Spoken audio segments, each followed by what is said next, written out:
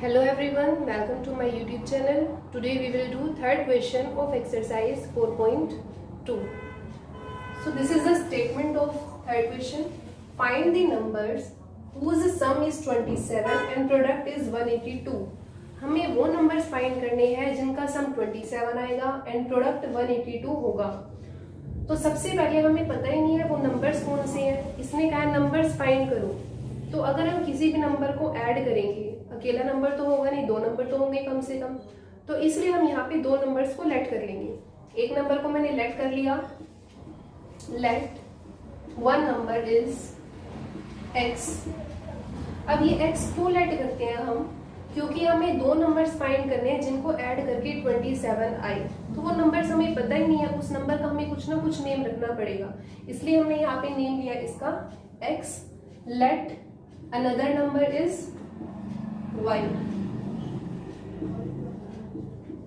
Now according to question,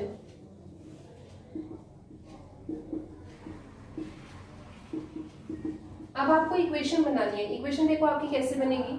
Whose sum is 27, वो number जिसका सम 27 हो, यानी कि दोनों नंबर को प्लस करके आपका 27 आता है। तो ये होगी आपकी first equation. And the product is 182। Product means multiply, इन्हीं दोनों नंबर को मल्टीप्लाई करके 182 आता है। Means second equation is x multiply y equals 182। So this is our first equation and this is our second equation. अब इन दोनों को सिंप्लीफाई करके हमें नंबर फाइंड करना है। तो ऐसे नंबर हमें गैस करने पड़ेंगे। तो इसके लिए हम क्या करेंगे, इनको सिंप्लीफाई करेंगे। सिंप्लीफाई करने से हमारे पास एक क्वाड्रेटिक इक्वेशन आएगी, जिसको सोल्व करके हम फैक्टराइजेशन मेथड से x एंड y की वैल्यू फाइंड करेंगे। तो अब सोल्व कैसे करते हैं? आपके पास फर्स्ट इक्वेशन है, इवेल्युएट x और y। आपको क्या करना है, फर्स्ट इक्वेशन में से आप या तो x की वैल्यू को इवेल्युएट कर लो या फिर y की वैल्यू को इवेल्युएट कर लो, ये आपकी मर्जी है। तो मैं यहाँ पे इवेल्युएट कर रही हूँ y फ्रॉम फर्स्ट इक्वेशन। आप x को भी इवेल्युएट कर सकते हो। तो y की वैल्यू यहाँ से क्या आएगी, y के साथ हमारे पास x लिखा हुआ है, तो x को हम शिफ्ट करेंगे राइट में, तभी हमारे पास y की वैल्यू आएगी। तो y की वैल्यू यहाँ से आ गई 27 minus x। This is third equation. अब आप करते क्या हो, फर्स्ट इक्वेशन से वैल्यू को आप इवेल्युएट करते हो और उसको सेकंड में पुट करते हो। तो सेकंड हमारे पास है x multiply y equals 182। We have to put value of y in second equation. तो सेकेंड इक्वेशन में आप y के प्लेस पे पुट करोगे 27 माइनस x। तो यहाँ पे आ जाएगा x multiply 27 minus x equals 182. Now you have to multiply x by 27 and x. x multiply 27 आपका हो जाएगा 27x। x को आप माइनस x से मल्टीप्लाई करेंगे तो ये होगा माइनस एक्स स्क्वायर इक्वल्स 182। अब ये इक्वेशन आपकी क्वाड्रेटिक इक्वेशन आई है, क्योंकि यहाँ पे आपके पास x की पावर 2 है। अब ये जो नेगेटिव है आपका एक्स स्क्वायर हमेशा आपका पॉजिटिव होना चाहिए, तो आपके फैक्टर्स इजीली फॉर्म हो जाते हैं। तो हम क्या करेंगे, इन दोनों को शिफ्ट करेंगे राइट में। तो यहाँ पे आपका क्या होगा 0, माइनस एक्स स्क्वायर को आप राइट में लेके जाएंगे तो ये आपका हो जाएगा प्लस एक्स स्क्वायर। 27x आपका हो जाएगा माइनस 27x और 182 आपका एज इट इज रहेगा प्लस 182।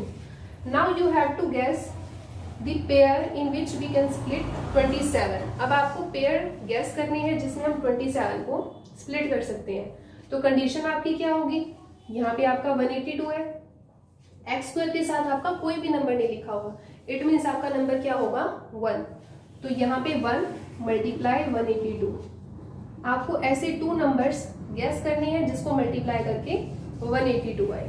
तो चलो गैस करते हैं। गैस करने के लिए आपके पास एक और मेथड है, आप 182 के फैक्टर बना लो। मैंने फैक्टर बनाए, 2 पे डिवाइड हुआ, अब ये 7 पे डिवाइड होगा, अब ये 13 पे होगा। तो मैंने देखा 182 मेरा 3 नंबर्स में ब्रेक हो रहा है, लेकिन आपको क्या करना है, इसको 2 नंबर्स में ब्रेक करना है। ब्रेक करने से आपका इन तीनों नंबर को मल्टीप्लाई करके 182 तो आएगा। अब आपको 3 में तो ब्रेक नहीं करना, आपको 2 में ब्रेक करना है, और ब्रेक इस तरह से करना है कि आपका ऐड या माइनस करके 27 आए। तो वेरी सिंपल है ये। 7 2 आपका हो जाएगा 14, एक आपका हो गया 13। तो मैंने क्या किया, 182 को 2 नंबर्स में स्प्लिट कर दिया। तो एक नंबर आपका 14 आएगा, एक 13 आएगा।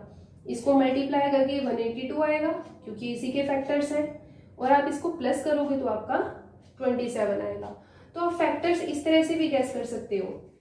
ये जो आपका आया है इसके आप फैक्टर बना लो, और इनको 3 की बजाय आप 2 पेयर में ब्रेक कर लो, तो वो 2 पेयर आपके ऐड होके 27 बनने चाहिए। तो हमारे पास क्या आ गया, 14 एंड 13। तो अब हमारे यहाँ पे आया 14 एंड 13। हम लिखेंगे यहाँ पे 14, दोनों आपके नेगेटिव होंगे क्योंकि माइनस माइनस प्लस होके आपका -27 बनेगा।